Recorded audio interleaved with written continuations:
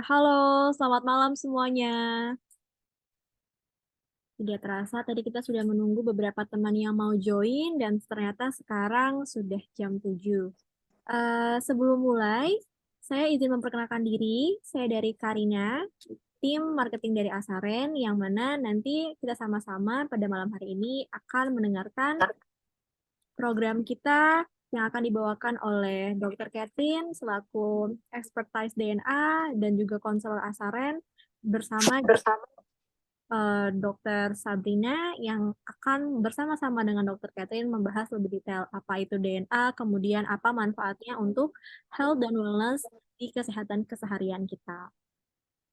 Oke, sebelum mulai, mungkin saya boleh minta ke Dr. Catherine dan Dr. Sabrina untuk open cam-nya supaya teman-teman bisa lihat nih para dua dokter yang luar biasa yang akan menjelaskan materi kepada teman-teman semua pada malam hari ini.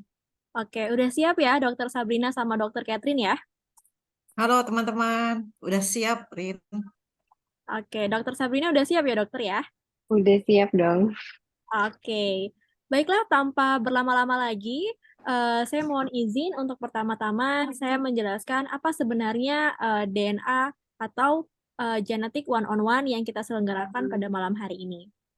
Baiklah, Bapak dan Ibu, sebenarnya Genetic One-on-One adalah program rutin yang dilakukan oleh Asaren untuk memberikan fasilitas kepada rekan-rekan dan juga sales partner kami untuk lebih mengetahui tentang apa itu DNA, manfaatnya untuk kesehatan, dan juga perkembangan-perkembangan baru yang mungkin bermanfaat untuk para dokter ataupun para hadirin sekalian yang sudah join ke depannya untuk menjelaskan tentang apa itu Asaren kepada pasien maupun memberikan knowledge pada diri sendiri jika ingin mencoba produk Asaren. Gitu. Tanpa berlama-lama, saya langsung serahkan kepada Dr. Sabrina selaku moderator pada malam hari ini yang nanti akan membantu Dr. Catherine lebih detail tentang genetik one-on-one pada malam hari ini. Silakan Dr. Sabrina. Ya, selamat malam semuanya. Sebelumnya mungkin kita ada a brief intro dulu ya sebagai atau recollection nih tentang apa itu sih sebenarnya DNA dan gene sendiri.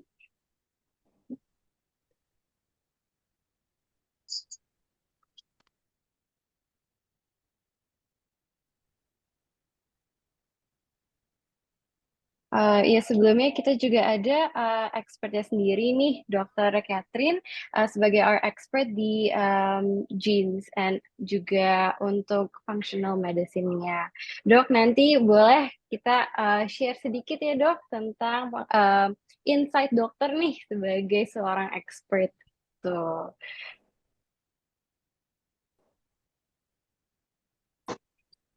Nah, dok, kalau Jinnya sendiri nih dari med school gitu, saya tuh belajar bahwa DNA ini sebenarnya ada di setiap sel-sel tubuh gitu ya, especially namanya ada di kromosom di inti selnya kita gitu. DNA sendiri itu sebenarnya terbuat dari urutan basa nitrogen yang ada guanin, sitasin, adenin, dan juga thymine. Nah, urutan-urutan ini tuh mengandung informasi agar bisa membangun protein-protein dalam tubuh itu gitu. Dan urutan ini tuh sebenarnya memainkan peran kunci gitu dalam menentukan genotype di seorang dan ini genotype ini akan mempengaruhi nih bagaimana fenotype individu akan muncul dan juga berkembang. Jadi apa yang kita biasanya lihat adalah fenotype seorang individu.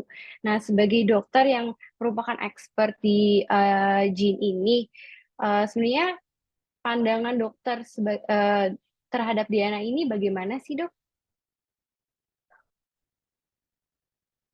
Thank you, Sabrina. Selamat malam, teman-teman. Saya sebenarnya bukan expert ya. Saya di sini cuma mau sharing aja ya. Sharing pengalaman saya ngotak-ngatik DNA dan mengkombinasi untuk praktek sehari-hari. Jadi di sini saya lebih ingin membagikan pengalaman-pengalaman saya, bagaimana mengcombine dari pemeriksaan DNA, kemudian juga menggabungkan dengan hasil pemeriksaan medical check-up-nya, dan untuk dijadikan lebih ke arah lifestyle yang lebih presisi gitu. Jadi tadi pertanyaan Sabrina, gimana sih caranya ya si DNA ini. Jadi gini, kan tadi Sabrina udah kasih tahu ya kalau DNA ini adalah molekul yang berisi. Jadi ibaratnya pemeriksaan DNA ini lebih ke arah si blueprintnya. Kan kita blueprintnya itu manusia ini kalau kita tahu kan 99% tuh sama nih ya. Cuman hanya 1% yang kode genetiknya yang berbeda. Itu atau yang disingkat sebagai SNP atau single nucleotide polymorphism. Nah, yang di 1%-nya ini yang membuat kita unik, yang membuatkan kita berbeda. Jadi even eh, anak kembar pun juga pasti akan berbeda dari SNP-nya. Nah, ini sebenarnya yang diutak-atik ya. Jadi pada saat nanti kita melihat pemeriksaan dari DNA ya, kan sebenarnya pemeriksaan DNA tuh banyak sekali gitu. Jadi kalau kita hanya mengharapkan dari satu company yang bisa mengutak-atik Dia kan DNA itu banyak putus sekali kayaknya gitu ya. Jadi abang. makanya kalau kita lihat di sini kan ada beberapa perusahaan yang membawa untuk pemeriksaan DNA. Dan masing-masing perusahaan pasti akan Krisdayanti. punya perbedaannya dari jenis-jenis gen yang diperiksa. Siapa? Gitu. Jadi kita tinggal Rosa. nanti lihat aja kita mau sasarannya lebih di arah yang Si mana. Rosa sih Ya, gila kalau rumahnya. misalnya kita prakteknya sebagai anti-aging Kamar mandinya wellness, aja berapa nah pemeriksaan puluh DNA ratus dari juta kali. Asarin ini dia punya 230 Rosa. macam pemeriksaan jenis penyakit. Nah, itu kan lumayan nih ya untuk menolong kita untuk kita mengenali pasien kita lebih dalam lagi dari segi si genetiknya ya. Tapi kalau kita lebih ke arah mungkin di estetik ya kan juga ada skin genomic. Terus kemudian kalau misalnya teman-teman ada yang memang berpraktek untuk yang weight loss ya, kita bisa mengcombine dari nutrisi dan juga dengan dari si sport genomiknya gitu dok.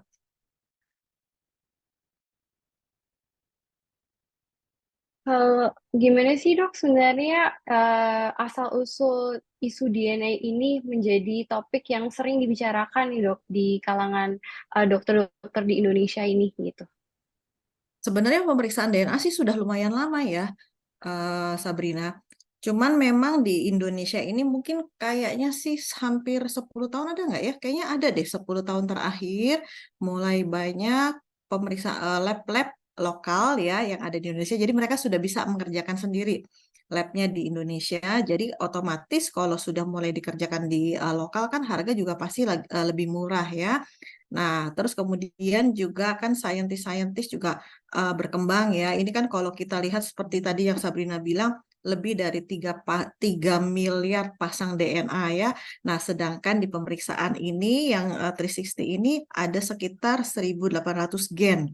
Single gen yang diperiksa sebagai threads nanti dari bagian-bagian hasil pemeriksaan ya.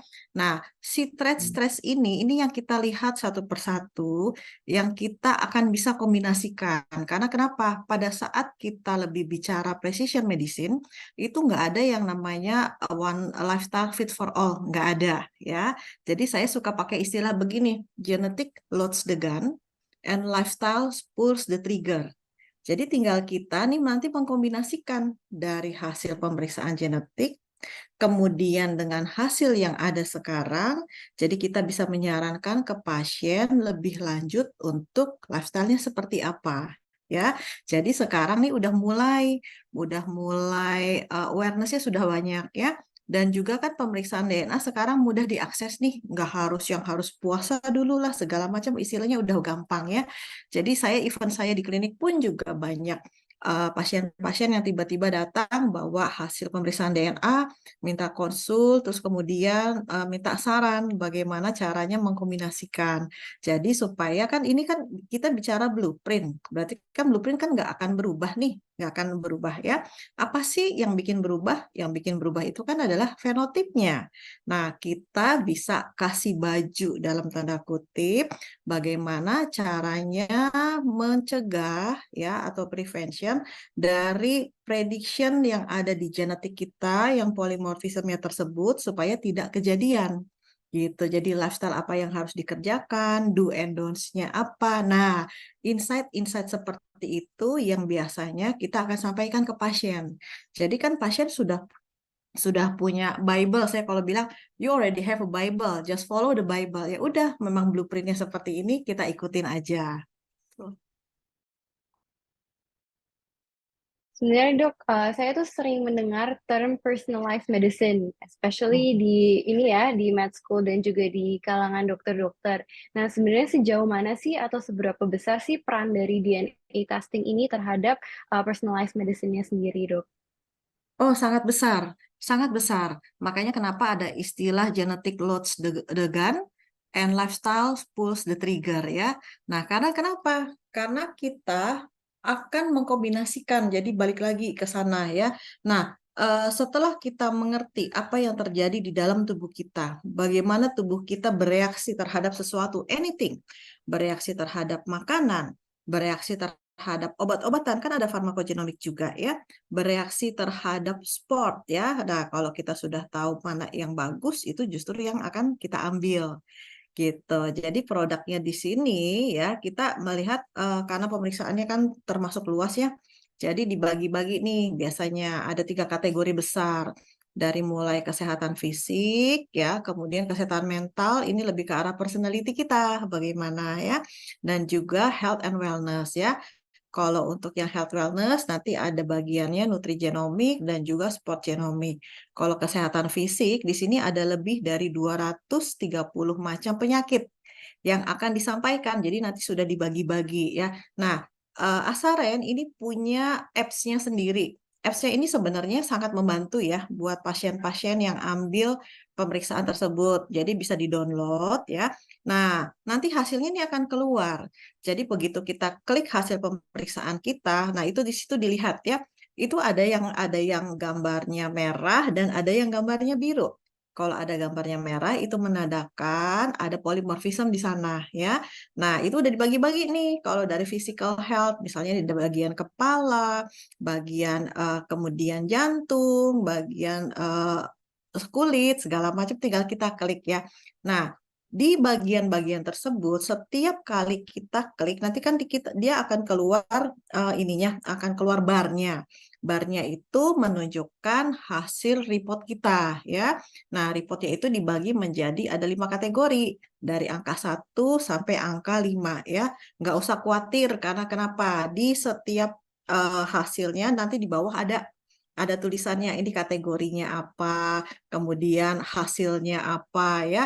Nah, pada saat kita klik satu bar tersebut, nanti akan di-redirect ke halaman berikutnya, deskripsinya apa, hasilnya apa, deskripsinya apa, sampai ke gen yang diperiksa ya. Jadi contohnya di sini, ini di sini gennya segini banyak nih yang diperiksa, dijadikan sebagai satu threads ya. Nah, jadi insight-nya ini benar-benar mendapatkan panduan gaya hidup masing-masing orang udah beda-beda ya.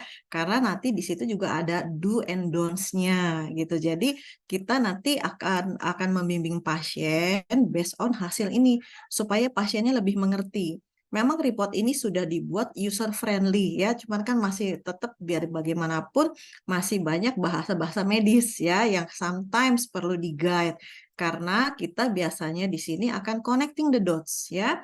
Karena nggak cuma single gen yang diperiksa, karena gen A ya nanti bisa dibaca di threads yang mana, nanti gennya sama tapi bacanya di threads yang mana gitu ya. Jadi pada saat nanti kita mengerti bagaimana cara membacanya, yang which is akan ada panduannya nanti di dalam apps-nya tersebut, itu jadi akan memudahkan kita sebagai dokter untuk nge-guide karena tugasnya kita adalah benar-benar guiding si pasien ini gimana cara bacanya dan yang paling penting adalah guiding gimana dia melakukan kehidupannya sehari-hari.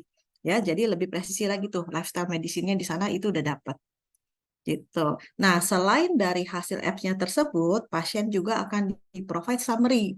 Nah, kalau udah summary ini benar-benar cuma isinya adalah hasilnya aja. Jadi nggak ada deskripsi, do and don'ts. Nah, deskripsi sama gen-gen yang diperiksa memang harus lihat ke apps-nya masing-masing si pasien. Jadi biasanya pasiennya nanti akan download ya. Nah, si summary ini even cuma summary aja pada saat nanti di print itu hampir 200 halaman, 190-an. gitu. Jadi kan kalau ngejelasin 190 halaman itu biasanya lebih dari 1 jam nih ya, karena kita akan lihat dulu bagaimana penyakit-penyakitnya, kemudian juga nanti dikonekkan dengan si nutrigenomiknya, bagaimana lifestyle-nya, kekurangannya segala macam sampai ke si olahraganya ya. Dan tidak semua yang merah-merah jelek, tidak semua yang hasilnya biru bagus gitu. That's why kita mesti baca satu persatu sama ngikutin guidance yang di bawah. Jadi pada saat nanti kita klik ya, dokter yang bergabung di pemeriksaan Asaren ini juga nanti akan dapat namanya dokter dashboard. Jadi kalau dokter dashboard itu seperti portal punya kita pribadi yang nanti isinya pasien-pasien kita. Nah, nanti kita bisa lihat di sana kan karena apps-nya yang bagus seperti ini kan ada di handphonenya pasien nih. Nah, kalau di kitanya kita bisa melihat satu persatu itu di dokter dashboard ya, sambil dilihat sama penjelasannya juga ada deskripsinya, ada hasilnya, ada do and don'ts-nya juga dan ada gennya yang diperiksa ya. Jadi ini nanti akan memudahkan kita untuk berkonsultasi ya, sudah difilter segala macam gitu. Kalau menurut dokter sendiri, sebenarnya ke depannya nih, seberapa besar sih peran DNA testing ini dalam treatment pasien sehari-harinya, dok? Kalau pengalaman saya pribadi sih sangat besar ya. Jadi saya lebih gampang menggait pasien kalau sudah ada hasil genetik. Kalau belum ada hasil genetik kan kita masih meraba nih. Of course kita punya tools yang lain dari pemeriksaan medical check up ya. Nah bahkan di dalam apps-nya Asaren sendiri itu kalau kita punya hasil tes lab atau hasil apapun kita bisa upload di dalam sana gitu. Jadi itu pun sama nanti memudahkan dokter dan memudahkan pasiennya untuk mengkombinasi antara hasil genetik dengan hasil pemeriksaan medical check up ya. Jadi yang fenotipenya bagaimana dan bagaimana cara untuk terapinya gitu. Jadi kalau pengalaman saya sih, saya paling senang kalau dapat pasien yang udah komplit nih pemeriksaannya. Dia punya pemeriksaan genetik, dia punya pemeriksaan medical check up yang baik ya. Contohnya yang paling gampang gini deh.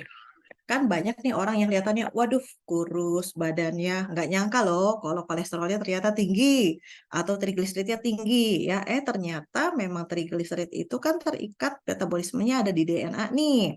Kalau dia ternyata ada SNP-nya, otomatis masa sih mau tergantung terus-terusan minum obat anti trigliserid terus gitu ya. Sedangkan istilahnya pasiennya udah nggak makan yang berminyak, nggak makan sugar segala macam, tapi kok hasil trigliseridnya tinggi. Nah, jadi pasien yang punya predisposition kecenderungan genetik dengan hypertriglyceridemia dan kemudian pada saat kita kombinasi dari hasil pemeriksaan medical check up-nya memang trigliserid yang tinggi, bukan berarti pasiennya harus minum obat trigliserid terus. Tidak ya karena itu udah memang blueprintnya memangnya seperti itu.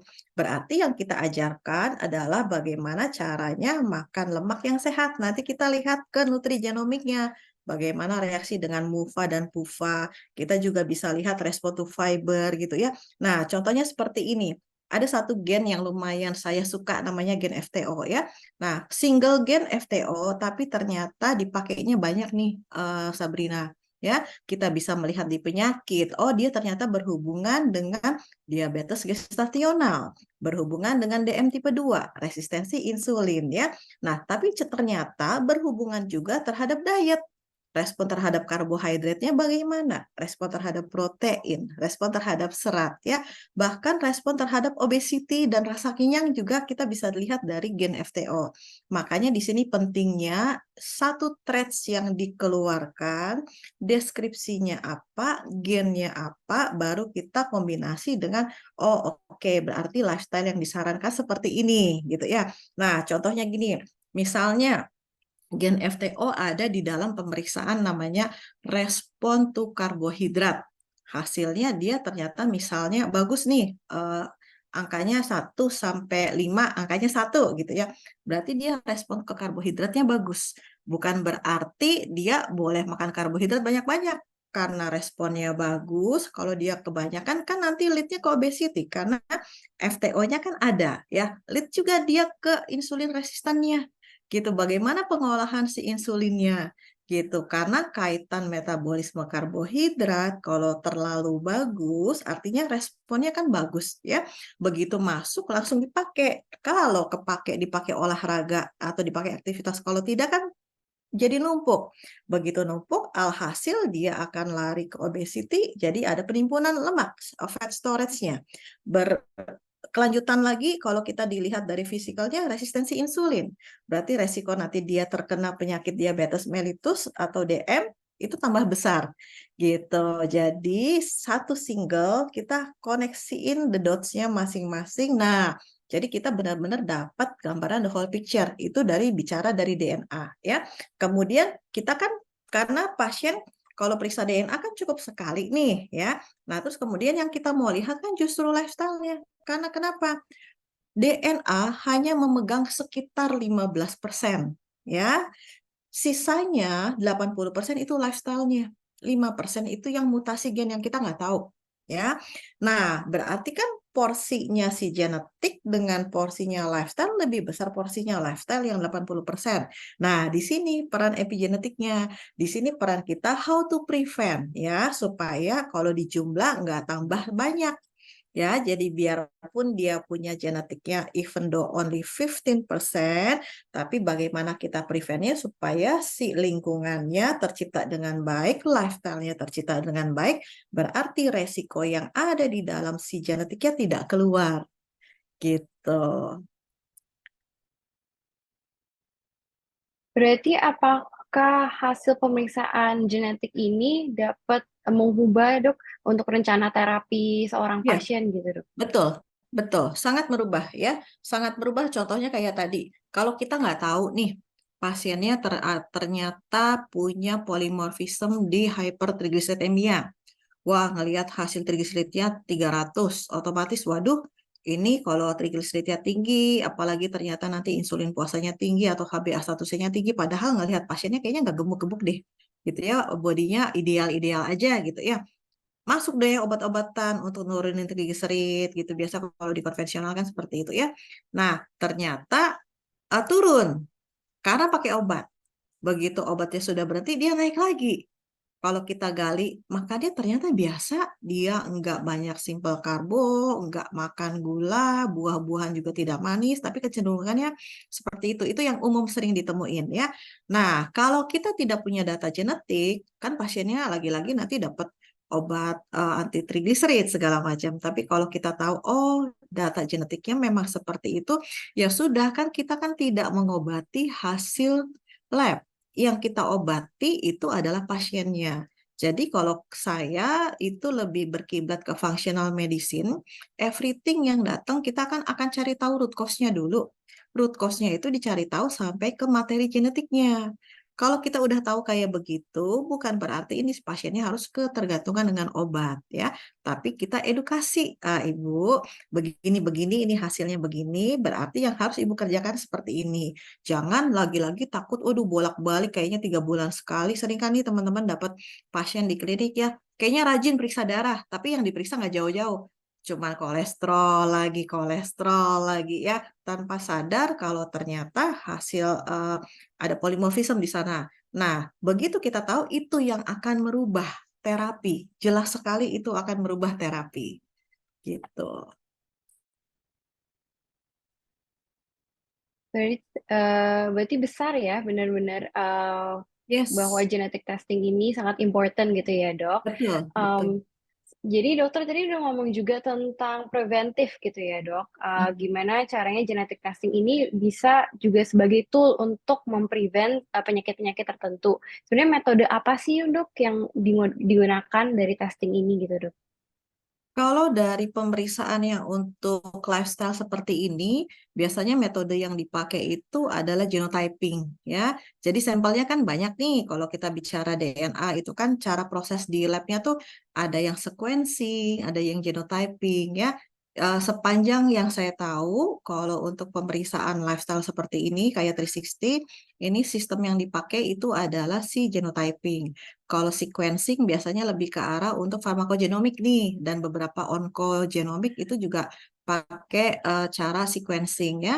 Nah, jadi dari hasil pemeriksaan sampel yang diambil, bisa dari sampel bukal, bisa dari sampel saliva, bisa dari sampel blood ya, tergantung dari labnya dia melakukan pemeriksaannya pakai sampel yang mana ya.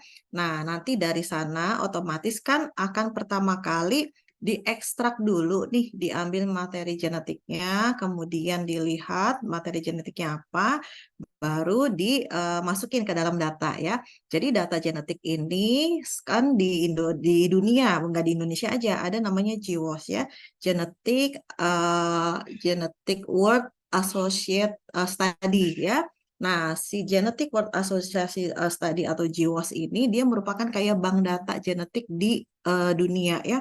Itu udah besar. Seingat saya terakhir saya baca itu sudah lebih dari 5,4 juta orang yang nyetor materi genetiknya ke GWAS ya.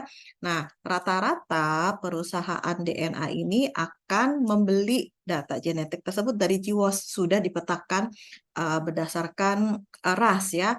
Nah, GWAS ini bener, waktu itu seingat saya sih kayaknya awal-awal tahun 2000-an ya, mereka itu sudah bikin. Nah, sudah lebih firm itu setelah 2010 karena datanya sudah dipetakan berdasarkan ras ya. Kenapa? Karena kalau kita bicara DNA kan berarti kan kita juga bicara tentang statistik hasilnya dibandingkan dengan populasi ya. Makanya kalau melihat dari hasilnya ini kan berapa persen dari populasi gitu ya kalau kita lihat tulisannya ya. Nah, populasinya itu dibandingkan sesuai dengan gen kita, dengan ras kita. Makanya kalau kita perhatikan tiap kali kita melakukan pemeriksaan DNA itu selalu ditanya, ini rasnya masuknya ras yang mana gitu supaya benar-benar dibedain. Oh oke, karena kan nanti dibandingkan dengan populasi gitu ya.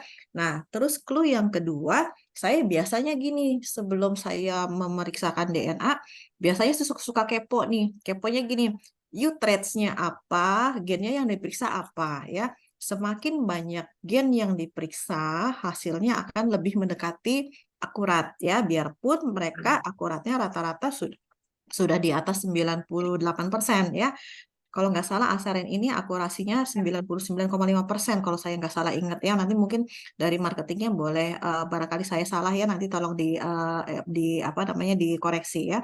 Nah, jadi kita bisa reliable hasilnya yang sekarang gitu karena otomatis tidak terlalu banyak berbeda ya. Jadi kenapa dibilang cukup sekali? Ya, cukup sekali pemeriksaan. Tapi kenyataannya ya kalau perusahaannya A, tapi kalau kita perusahaannya beda lagi kan otomatis kita mesti setor materi genetik lagi dong ya. Either way pakai buka swab lagi atau pakai darah tergantung dari si labnya masing-masing gitu.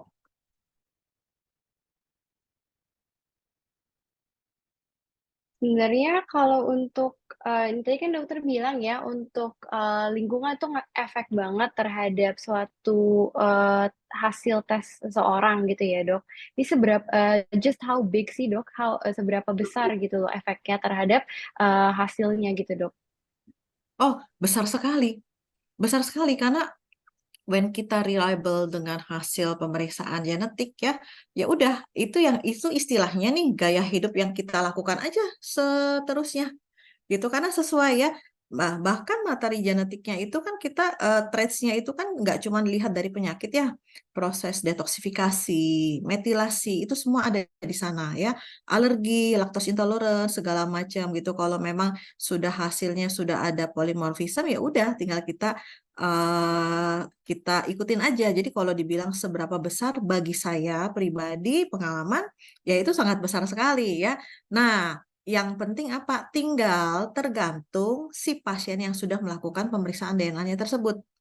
Follow the result atau enggak. Kan banyak nih orang yang udah cuma periksa-periksa tapi nggak tahu mesti ngapain. Sama kayak, waduh rutin periksa medical check up, tapi periksa doang no action. Nah, kalau udah kayak gitu kan beda ceritanya, nggak ada hasilnya malah gitu ya.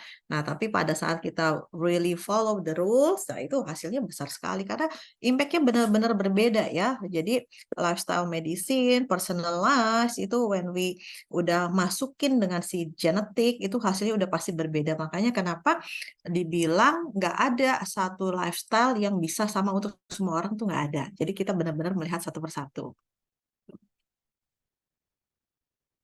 Berarti ini bisa insightful banget ya terhadap pasien-pasien Sangat, mengenai health and wellness mereka gitu ya, Dok. betul. Betul, sangat ya. Ini saya ada studi kasus ya. Jadi studi kasus gimana kita melihat dari faktor risiko ya yang bisa dirubah dan yang tidak bisa dirubah.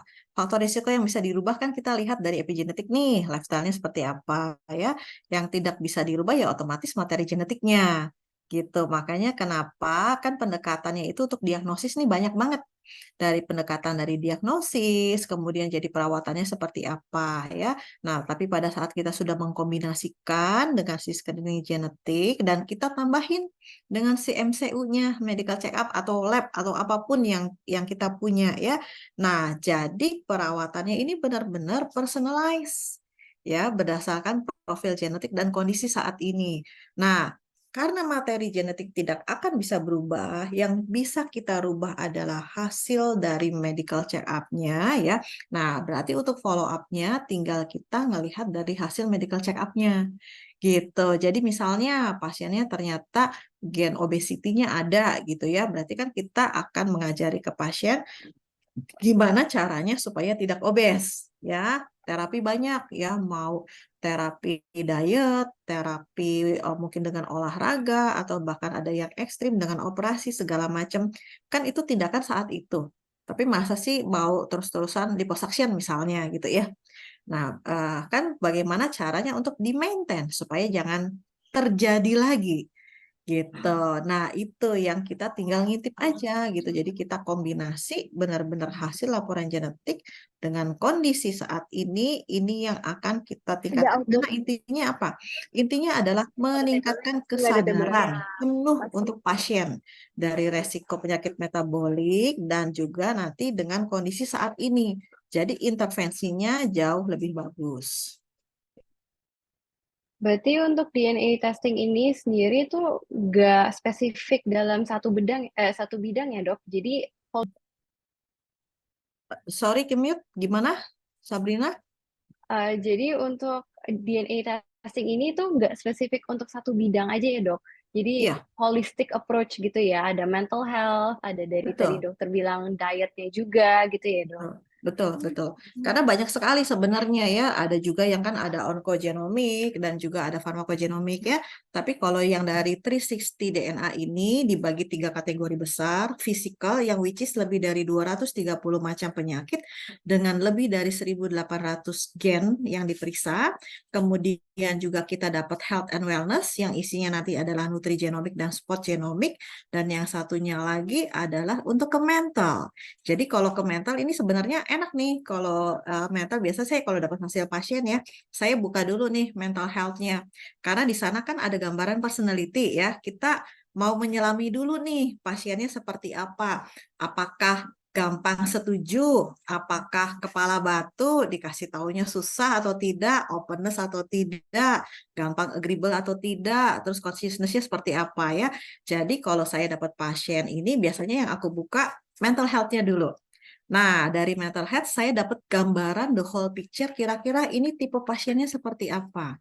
Karena itu nanti yang akan menentukan pada saat kita memberikan konsultasi ke pasien, kita at least nih udah ngenalin dulu nih gaya pasiennya seperti apa. Supaya kita nggak capek-capek ngajarin tapi pasiennya menerima gitu. Jadi nggak bisa kita juga sebagai dokter menerapkan gaya bicara, gaya emphasize ke pasien yang sama gitu ya. Nah, kalau udah ada kesehatan mentalnya, mental health personality-nya, apakah orangnya ini gampang setuju, apakah harus dikasih data ya, kalau ternyata orangnya memang yang kritis, penuh hati-hati, saya nggak bisa cuma ngomong, asal ngomong doang, ini loh datanya. Sometimes ya, mereka even bukan dokter ya, yang konsul hanya orang awam biasa, mereka, dok, ada yang bisa dibaca nggak sih? Saya mau tahu lebih lanjut.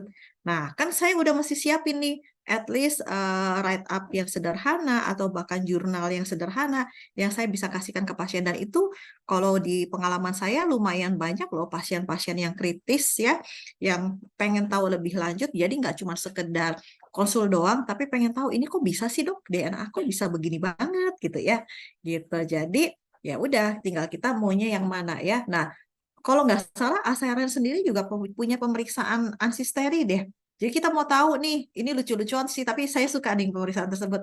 Saya tuh sebenarnya gennya gen apa gitu ya, keturunan orang apa itu ada. Wah, itu lucu juga pemeriksaan tersebut ya. Mm. Kalau dari dokter sendiri, ini ada nggak sih pengalaman memakai produk testing ini? Apakah ada pengalaman yang interesting gitu, Dok? Atau bagaimana membantu dalam everyday clinical experience dokter gitu? Iya, eh, saya cerita sedikit tentang kenapa saya jatuh cinta sama gen ya. Pertamanya sih gara-gara kepo ya. Terus yang kedua, back then is about mungkin sekitar 5-6 tahun lalu ya, ada pemeriksaan farmakogenomik. Nah, saya tuh iseng. Padahal kan saya istilahnya nggak ada penyakit, nggak ada yang harus minum obat terus-terusan ya. Saya cuma pengen tahu nih, saya tuh tubuh saya ada polymorphism di certain drugs apa enggak? Apakah saya nanti nggak bisa memetabolisme obat tertentu atau tidak? Jadi saya melakukan pemeriksaan farmakogenomik ya.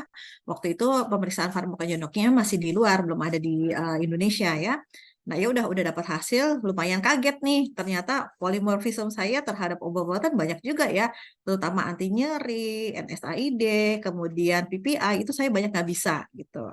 Nah, tahun 2020 setelah pulang dari India, dilalah saya kecelakaan. Jatuh, kakinya patah. Harus dioperasi, pasang pen waktu itu ya.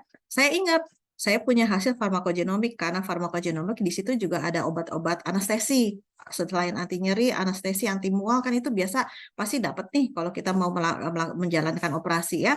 Terus saya minta, saya mau dong ketemu sama dokter anestesinya, mau ngobrol dulu. Saya mau ada beberapa hal yang dibahas. Jadi dipanggillah ketemu sama dokter anestesi. Saya ingat namanya dokter Irwan. Terus saya kasih tahu sama dokternya, dok ini saya punya farmakogenomik, saya nggak bisa obatnya yang ini gitu ya.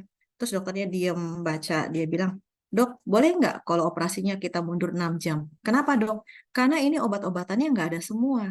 Yang kita punya di rumah sakit ini dokter nggak bisa pakai. Saya nggak bisa pakai ondansetron, harus pakai metoclopramid. Dan di rumah sakit zaman 2020 cari metoclopramid sudah susah ya. Saya tidak bisa pakai ketoprofen, jadi anti nyerinya cuma bisa ngandelin paracetamol doang. Waduh, operasi cuma ngandelin paracetamol, gimana ceritanya gitu ya, dari nyerinya segala macam ya. Saya nggak bisa terima PPI, segala prasol-prasol ya, sama sekali nggak bisa. Jadi harus benar-benar dikasih antibiotik apa segala macam yang tidak akan merangsang lambung gitu ya. Akhirnya dokternya dapat, operasi kemudian dijalankan. Dan biasanya orang kalau yang operasi pasang pen kan lumayan lama ya sembuhnya ya.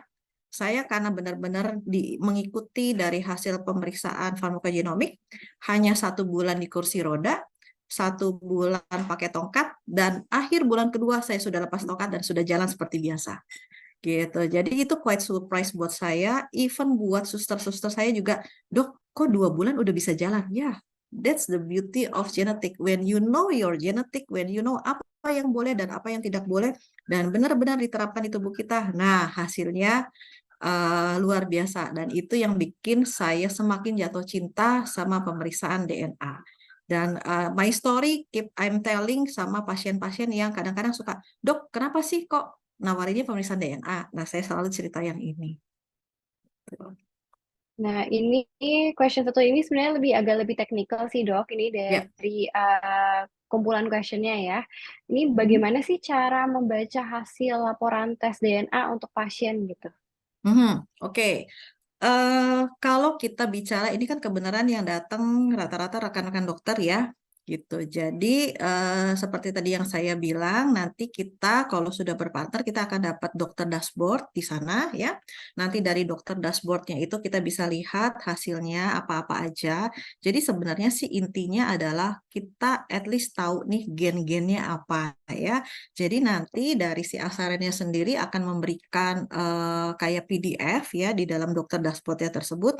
Traits-nya ini, gennya ini ya. Jadi nanti kita akan bisa ketahuan nih berapa banyak gen yang berkaitan kayak contohnya tadi FTO dibacanya di beberapa banyak traits gitu ya. Nggak cuma FTO doang gitu ya. Ada gen COMT, kemudian juga ada gen PPARG segala macam yang nggak cuma satu single gen dibaca itu satu traits ya.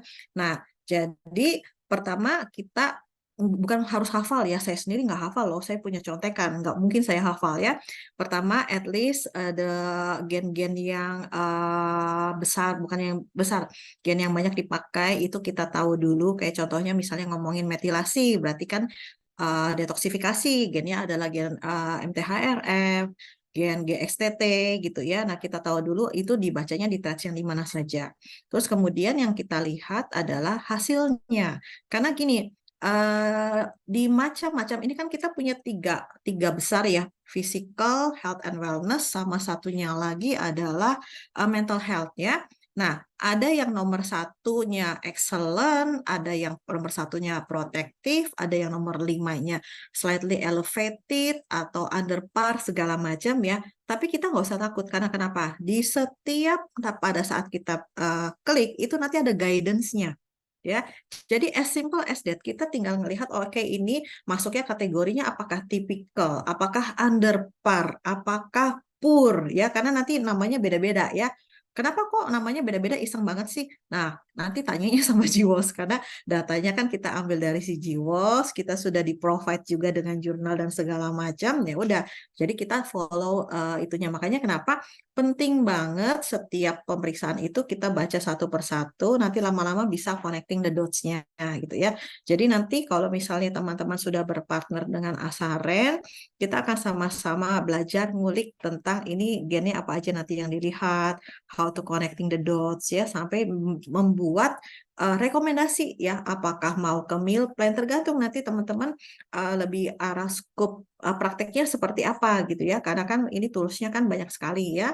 Even sekarang setahu saya Asaren juga lagi mengembangkan tentang si farmakogenomik dan juga si onkogenomik ya, cuman mungkin belum rilis gitu.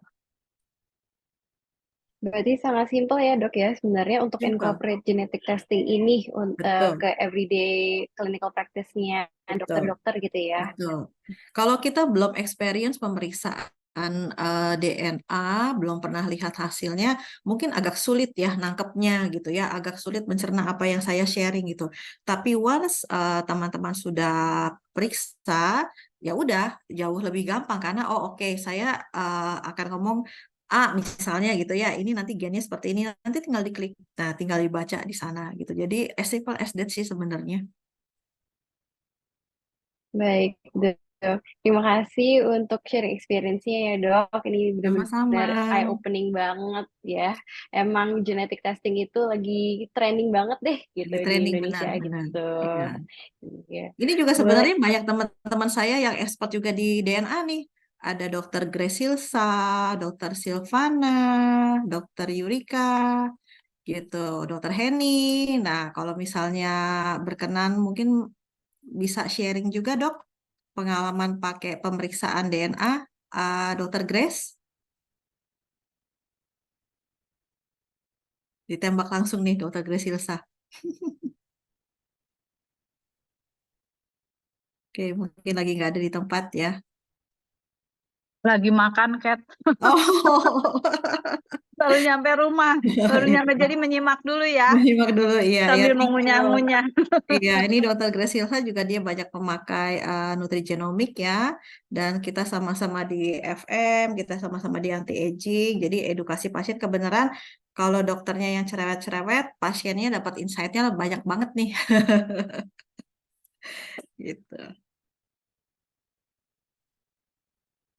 Kayaknya kalau dari aku ini questions-nya sih so far udah nggak ada sih dok. Dokter emang ngejelasin jelas banget buat aku gitu. Thank you, thank you. Boleh kita balikin aja ke krunya Saren.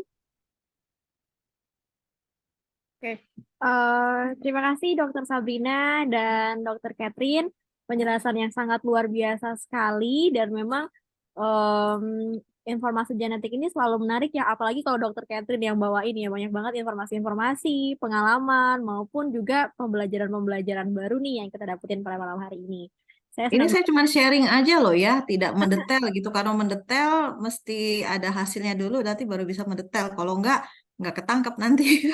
Oke, kalau gitu boleh banget kita sounding aja sekalian di sini dengan rekan-rekan dokter yang hadir, teman-teman yang hadir juga. Kita buat nanti genetik one on one sesi dokter Catherine yang kedua gitu ya. Kita bahas lebih detail untuk hasil reportnya seperti apa gitu. Oke, Dokter Catherine dan Dokter Sabrina, saya izin melanjutkan ya. Saya sudah dapat beberapa pertanyaan lagi karena kemarin kita sebar form dan saya juga sangat excited membaca pertanyaan-pertanyaan dari rekan-rekan dokter maupun teman-teman yang sudah mengisi formnya. Salah satunya itu ada dari Dokter Adityawan, yang mana Dokter Adityawan menanyakan, apakah hasil pemeriksaan genetik Asaren dapat mengubah rencana terapi pasien, Dok? Iya, pasti. Itu seperti tadi yang saya bilang ya. Jadi kalau misalnya kita nggak tahu kalau pasiennya ternyata hypertriglyceridemia di hasil pemeriksaan genomik, terus kemudian dapat fungsi triglyceridnya, tes triglyceridnya tinggi-tinggi terus, jadi dikasih obat-obatan terus, obatnya minum turun, begitu obatnya berhenti dia naik lagi. Nah, otomatis kalau kita sudah tahu ada hasil dari genetiknya, nah rencana terapi pasti berbeda gitu ya, karena again kita tidak treat the lab result tapi kita treat the patient. Oke. Gitu. Lalu kemudian saya juga nemu nih, Dok, satu pertanyaan menarik dari Dokter Fasil Harahap.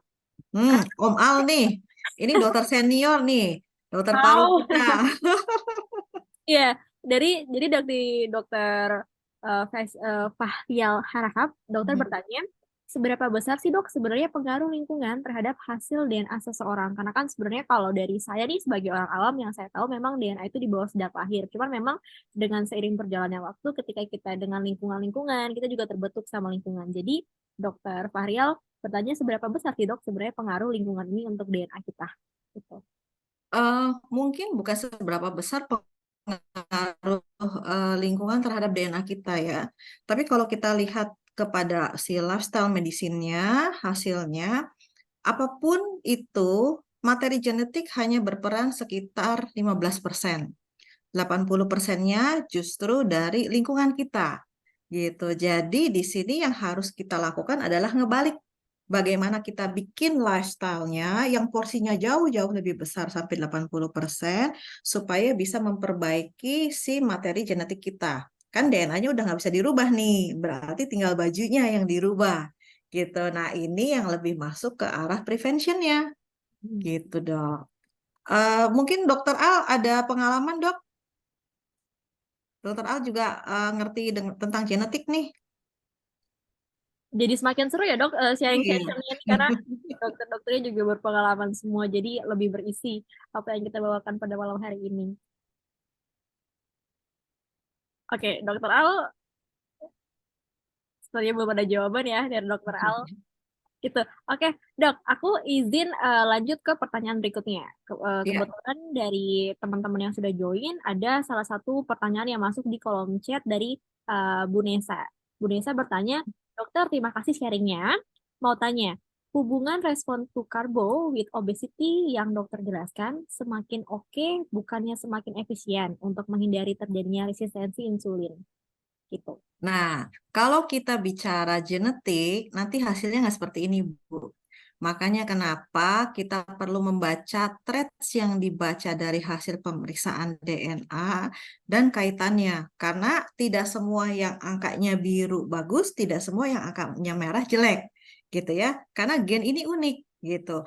Kalau secara konvensional, secara terapi tanpa melihat dari DNA, yang Ibu Nesa tulis benar ya, tapi kalau udah bicara dari genetik, nah itu nanti bicaranya beda lagi gitu. Jadi makanya kenapa connecting the dots-nya memang agak sedikit berbeda dan kita yang harus ngawinin nih Bu antara dari materi genetik yang ada dengan hasil pemeriksaan yang ada diterjemahkan menjadi rekomendasi terapinya gitu.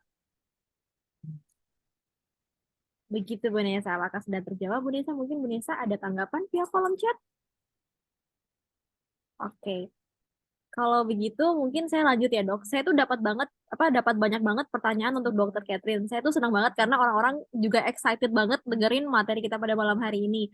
Nah, saya akan membacakan pertanyaan dari Dokter Yoshihiro. Kebetulan Dokter Yoshihiro ini adalah dokter yang dari kemarin setiap kita genetik one on one selalu hadir, nggak pernah absen gitu, Dok. Jadi mungkin saya akan bacakan ya pertanyaan dari Dokter Yoshihiro. Dok, apakah hasil tes DNA bersifat spesifik pada satu bidang tertentu, salah satunya pada minat bakat atau talenta? Ya, Iya, Dok. betul. Spesifik dok. Jadi nanti kalau misalnya kita lihat di bagian mental health kan banyak sekali nih dok. Uh, kalau di ASA Prodigi yang anak-anak itu bahkan untuk yang musik segala macam tuh ada. Saya nggak tahu deh kalau kayaknya kalau di mental health yang 360 ini kayaknya nggak sampai ke sana ya gitu. Tapi di personality mental health ini kayaknya lumayan banyak. Ada 50 traits kalau nggak salah ya. Karena nanti akan ada the big five personality dulu di sana ya. Apakah kita introvert, extrovert, terus kemudian respon to stressnya bagaimana ya. Terus kemudian juga kepribadian kita seperti apa, even kayak math ability, reading ability, itu semuanya masuk yang di sana gitu. Jadi kalau mental health-nya ini lumayan komplit kalau menurut saya, makanya kenapa saya kalau dapat hasil dari 360 ini, saya pasti buka mental health dulu nih untuk menyelami ini kira-kira nanti yang konsul ke saya tipenya gimana dan gimana saya menjelaskan gimana saya bisa mempengaruhi dalam tanda kutip mempengaruhi yang bagus supaya pasiennya dengerin apa kata DNA-nya dan apa yang harus dijalankan. Gitu. It's quite interesting, Dok. Nah, ini sebenarnya sih biasanya kalau ke mental health gini lebih ke arah psikologi ya. Mungkin teman-teman psikiater gitu atau psikolog ini pasti suka banget deh kalau udah baca yang mental health-nya. Oke, terima kasih Dokter Catherine jawabannya. Masuk lagi nih dok, satu pertanyaan. Sebenarnya saya banyak banget pertanyaan Tunggu, masuk. halo, halo, Halo selamat Om malam. Al. Dokter Al, Ini saya gini, tadi di mute tuh. Iya, Pertanyaan gimana? saya tulis waktu daftarin, waktu masih sekarang sih saya maksudnya untuk yang lain. Ini contohnya, bukan penyakit nih Dokter Catherine.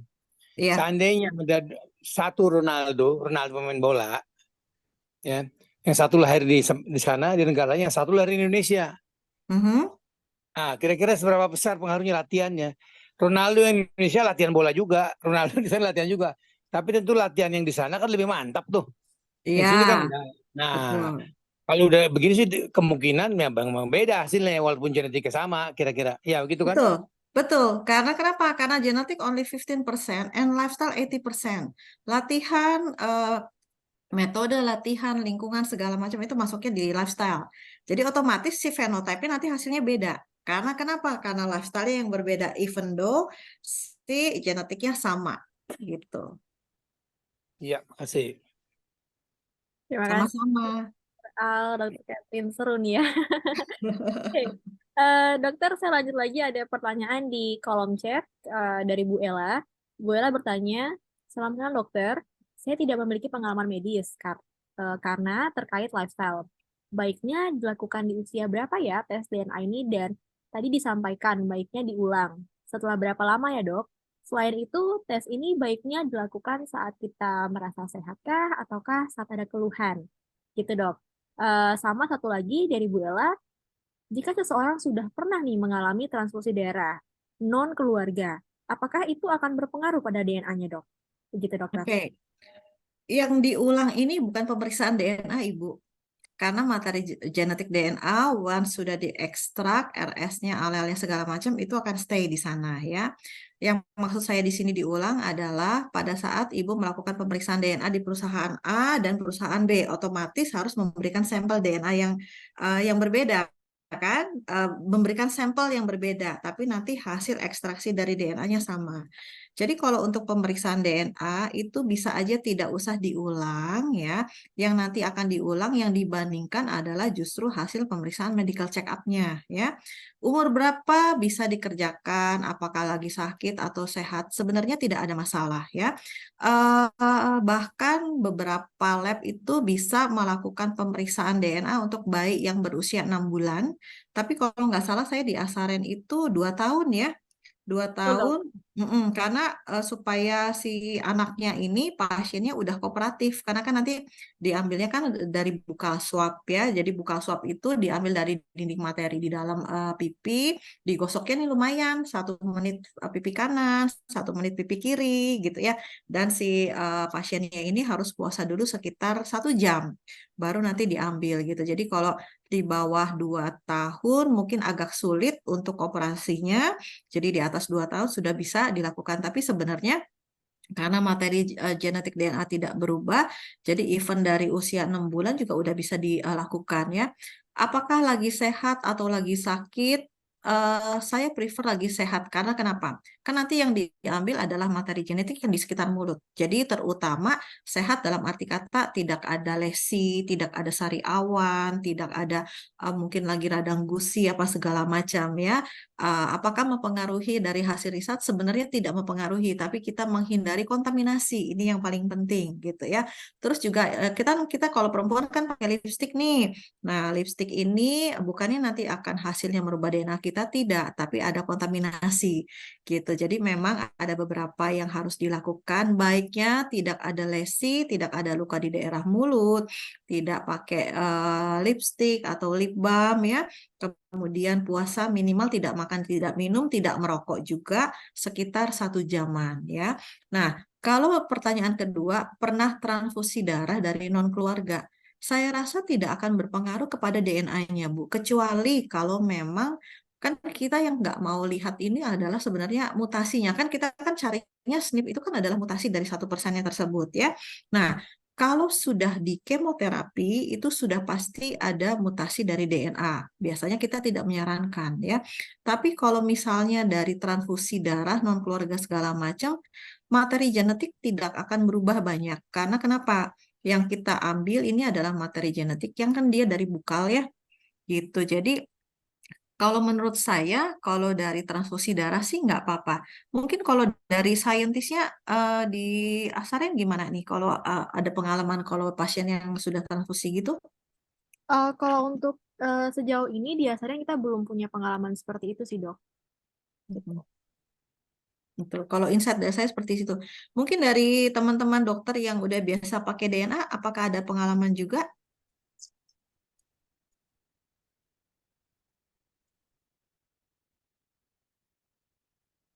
Oke ya. Oke. Mungkin seperti itu Bu Ella jawaban dari Dokter Catherine. Jadi memang transfusi darah juga tidak berpengaruh ya Dok terhadap DNA kita karena sebenarnya setahu saya selama saya juga belajar tentang genetik, gen itu berubah ketika mungkin nanti ada satu kondisi di lingkungan misalnya ada bom atau apa gitu ya Dok yang memang Ya, berpengaruh gitu ya Dok ya. kaitannya seperti itu gitu. Oke, kalau gitu dokter, aku mau lanjut ke pertanyaan berikutnya nih. Ya. Em, Sebenarnya kalau dari hasil tes DNA tadi, ada yang bertanya bahwa tingkat keakuratannya berapa persen sih? Tadi seperti yang dokter jawab ya, ada di angka 99,5% ya dok, karena sejauh ini memang dari asalnya juga kita sudah banyak melakukan riset lagi, jadi itu juga berpengaruh sama tingkat keakuratan tes DNA di Asaren sendiri. Dok, karena berhubung ini sebenarnya 2 menit lagi jam 8 dan sebenarnya saya masih banyak banget list pertanyaan yang sudah masuk ke saya. Cuman mungkin karena tadi kita sudah mulainya agak telat, mungkin saya agak mundurin 10 menit lagi. Nggak apa-apa ya, Dokter Ya, Catherine sama silakan. Dokter Sabrina dan teman-teman ya. Aman ya? Gitu. Oke. Eh, di sini sebenarnya pertanyaan terkait Asaren dok. Jadi saya izin menjawab pertanyaan dari dokter-dokter maupun teman-teman yang sudah join. Ada yang bertanya, bagaimana sih sebenarnya prosedur tesnya dan apakah meyakinkan sampel yang dikirim tidak akan tertukar dengan pasien lain? Karena hal ini cukup krusial ya untuk kita perhatikan ya gitu. Nah, saya izin menjawab bahwa sebenarnya kalau di Asarian sendiri mungkin Dokter Keten juga nanti berkenan menambahkan ya dok ya sebagai dokter yang memang sudah banyak pasien yang menggunakan tes DNA kami. Jadi kalau di Asarian sendiri setiap kali kita ada pemeriksaan tes DNA di sana nanti akan ada consent form. Nah, consent form ini berguna untuk mengetahui nih data pasiennya. Nah, nanti di dalam kit kami itu juga ada kit code yang nanti untuk nge-tracking nih sampel siapa yang kita ambil, hingga nanti di lab juga kita list datanya. Jadi bisa dipastikan kalau memang tidak akan atau minim lah kemungkinan akan terjadi pertukaran antara sampel pasien satu dan pasien lainnya. Dan kami benar-benar take fokus sama hal itu dan kami menjamin kalau hal itu tidak akan terjadi di Asaren. Gitu. Mungkin dari Dokter Catherine ada tambahan, Dok? Ya, memang ini merupakan SOP ya. Jadi ini sama aja seperti kita periksa lab ya. Jadi nggak cuma periksa DNA aja. Periksa lab juga krusial. Jangan sampai sampel pasien A ketukar dengan hasil sampel pasien B gitu ya. Jadi di tabungnya harus ditulis kode mungkin test kitnya atau namanya segala macam ya. Jadi memang ada quality control mulai dari sampel datang dicocokkan dengan nama, dengan inform consent, terus kemudian pada saat dimasukkan ke mesin centrifuge juga sudah ada quality controlnya lagi gitu. Jadi memang ini benar-benar rely on SOP yang harus dikerjakan di lab dan kemudian ya jangan sampai lost nih SOP-nya gitu karena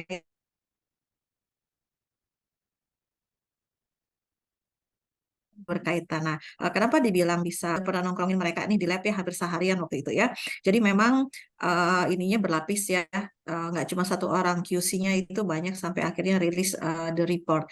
Even kita kalau lihat di aplikasinya pada saat kita sudah activate kit, sudah kita kirim, kita bisa pantau. Ini sudah dalam perjalanan apa? Apakah sudah ekstraksi, sudah analyzing, ataukah sudah rilis sampel itu kita bisa trace di sana. Jadi mereka perlu waktu kalau nggak salah 28 hari ya baru hasilnya rilis ya. Jadi dari sana pun kita bisa bisa melihat gitu. Betul.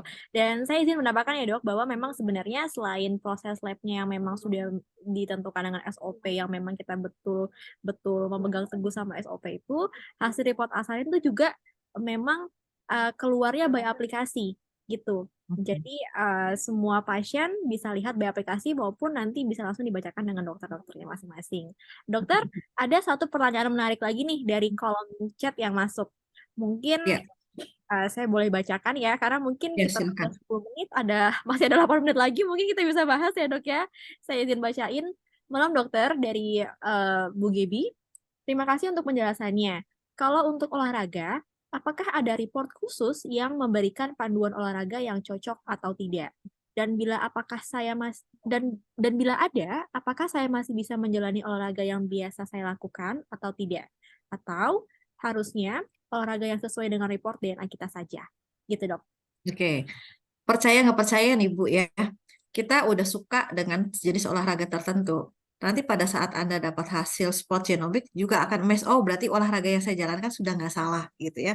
Rata-rata pengalaman saya seperti itu gitu. Nah, hasil dari sport genomicnya nanti akan dikasih panduan. Anda jenis olahraganya yang cocok apa dilihat dari VO2 max-nya, dilihat dari endurance-nya, apakah tipe yang HIIT, apakah weight training, apakah ada benefit dari exercise atau tidak ya. Jadi kalau hasil dari sport genomic ini nanti bisa benar-benar oke, even Anda perlu latihannya harus tiap hari kah ataukah cukup mungkin seminggu 2-3 kali gitu ya. Nah itu kelihatan semua. Kalau mau dapat hasil yang optimal, apakah ada atlet atau misalnya memang sport entusias ya, begitu Anda follow dari hasil reportnya dan Anda berusaha mengikuti hasil reportnya, hasil yang Anda dapat dari sehatnya, bentuk lean body mass-nya, kemudian juga bentuk bugarnya, segala macam itu akan jauh lebih presisi lagi gitu ya. Nah, biasanya sih kalau saya ngasih sport genomic ya, konsultasi sport genomic, itu dari hasil report yang dibacain dengan kebiasaan olahraganya si pasien udah nggak beda jauh. Kita cuma kasih tahu, oke Bu, ini misalnya kan di sana ada resiko cedera nih ya. Nah, kita akan guide, oke Bu, ini resiko cederanya di Achilles, di tendon Achillesnya seperti ini. Berarti hindari misalnya posisi yang rotasi ininya apa namanya, rotasi kakinya banyak apa segala macam gitu ya. Jadi nanti diarahkan ke sana. Terus kemudian juga kan kita kadang-kadang kalau habis olahraga ada yang cepat pegelnya hilang, ada yang lama gitu ya. Asam laktatnya terkumpul apa tidak. Nah, itu nanti hasilnya kelihatan di sana. Jadi kan kita akan memberikan, oke ini Ibu ternyata asam laktatnya yang terkumpulnya hilangnya lama. Oh, berarti perlu asupan suplemen, apakah dikasih BCAA, ataukah dikasih magnesium, segala macam, supaya untuk mengurangi gitu fasenya. Jadi supaya olahraganya jauh lebih bagus. Jadi enggak cuman report tentang olahraga apa yang cocok untuk Anda, tapi juga apakah Anda harus bagaimana respon terhadap penurunan denyut nadi, bagaimana proses terjadinya cedera, muscle injury segala macam itu hasilnya ada semua di sana. Gitu. Ya, saya sedikit tambahkan ya dok, bahwa memang dari pasien sendiri itu terdiri dari 3.600 laporan, yang salah satunya memang juga tentang sport genomic. Selain tadi yang dijelaskan sama dokter Catherine di awal, ada mental health, ada preventive health juga, dan memang kita fokusnya juga ada untuk sport genomic. Jadi buat teman-teman yang suka olahraga, dan juga memang lifestyle-nya tuh selalu dirutinkan olahraga, saya rasa untuk sport genomic sendiri, reportnya sangat berpengaruh ya untuk teman-teman lihat dan terapkan dalam kehidupan keseharian. Gitu. Dokter, 5 menit terakhir. Saya Bentar. mau Halo, selamat malam lagi. Iya, Om Al. Ini saya kira kemajuan ini lebih mudah untuk talent scouting, untuk memilih bibit olahragawan. Betul. Kalau zaman dulu kita biopsi tuh di daerah gastronomi itu dilihat nanti serat mana yang paling dominan. Iya. Apakah serat putihnya? Kalau di serat putihnya dia ke arah speed. Kalau serat merahnya lebih banyak, dia ke arah pelari maraton misalnya. Jadi dengan kemajuan sekarang lebih gampang. Dulu di Iya. Cina begitu, mereka biopsi, mereka lihat, diarahkan. Kalau kita kan enggak. Kadang-kadang salah arah. Di ini ke arah lari jarak jauh.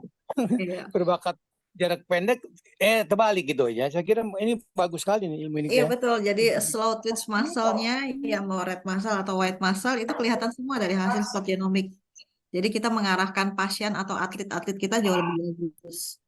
Gitu. Setuju sekali Om. Thank you. Terima kasih Dokter Al. Mungkin lain kali ke depannya kita bisa undang Dokter Al juga Oh, kali ya. bisa banget. Pengalaman beliau banyak nih. Jangan. Gitu. Oke dok. Last question karena mungkin udah lewat juga waktunya lumayan banyak. Tapi ini last question yang pengen aku tanyain sama dokter. Ada yang bertanya nih, dokter, apakah lansia bisa mengikuti program ini juga gitu? Mungkin tadi kita udah bahas nih, apakah anak-anak bisa? Nah ini ada pertanyaan, lansia bisa juga nggak dok? Gitu. Silakan dokter. Bisa aja Ibu, selama lansianya memang ingin memperbaiki kualitas hidup. Karena kan kita maunya aging gracefully ya.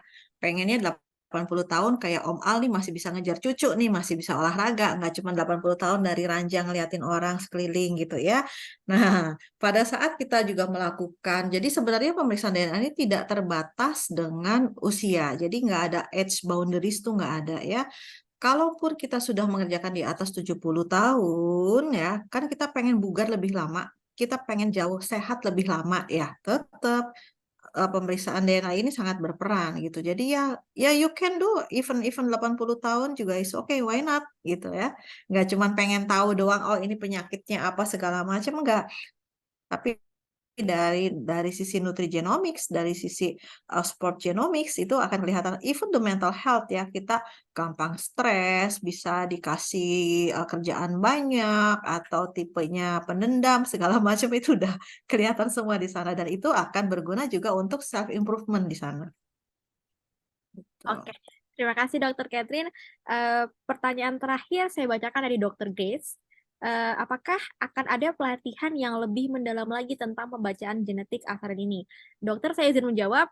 Pastinya kita akan melakukan secara rutin untuk program ini sendiri dan mungkin nanti oleh karena itu kita membutuhkan saran dan masukan nih dari dokter-dokter sekalian. Kalau tadi di kolom chatnya bisa dilihat sudah ada link form, mungkin bisa disampaikan di sana sehingga nanti dari tim kami juga bisa menyediakan untuk materi-materi atau topik-topik apa saja nih yang dari dokter-dokter butuhkan.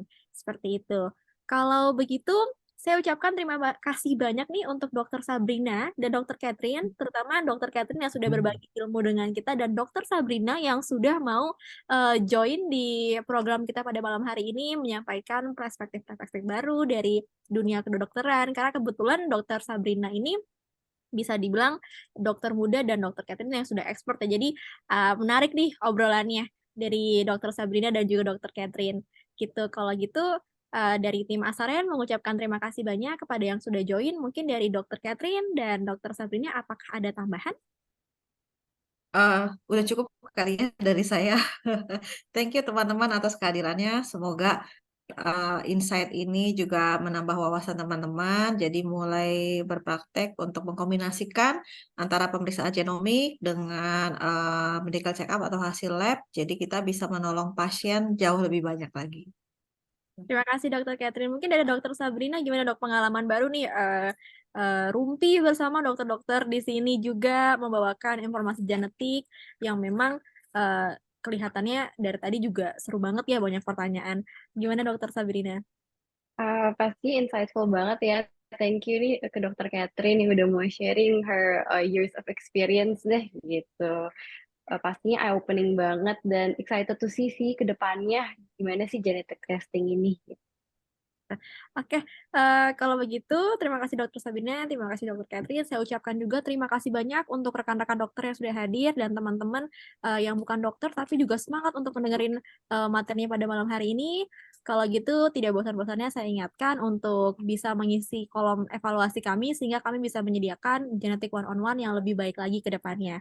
Kalau begitu, selamat malam semuanya. Sampai ketemu di genetik one-on-one berikutnya. Saya izin Karina untuk menutup acara ini. Terima kasih semuanya. Thank you.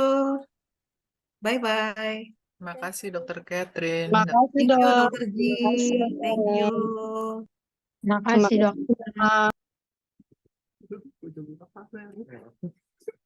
Banyak yang